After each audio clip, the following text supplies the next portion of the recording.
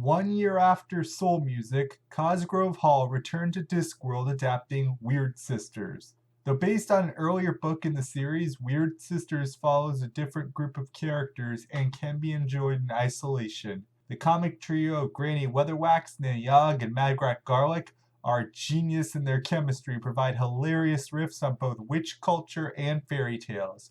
Thus, we are treated to yet another miniseries. As the title implies, Wyrd Sisters is like a fractured fairy tales version of Macbeth. Pratchett includes many riffs and references in his texts, and this one is a celebration of Shakespeare. It follows the general idea and premise of Macbeth with a dose of Hamlet.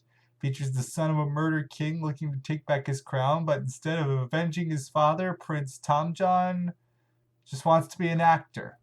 If you follow the story just right, references to many more plays are in the story, including a satire of the bard himself. It is these little touches which make Discworld such an enjoyable read. Most of my criticisms and praise are the same as Soul Music, but I may be a bit easier on Wyrd Sisters, if only because I found it to be a better story overall than Soul Music. I'm as into Shakespeare as classic rock, if not more so I appreciate how they followed all the cohesive references and liked the little twist on the plot given to Tomjon. The witches themselves make the witty banter just right, with all their voices fitting the parts. Speaking of voices, Christopher Lee reprises his role as Death once more for this one, though his role is more of a cameo than anything, but I will let it slide. The animation is stilted, the little diversions which made the book fun are gone, but what is left in is still quite enjoyable.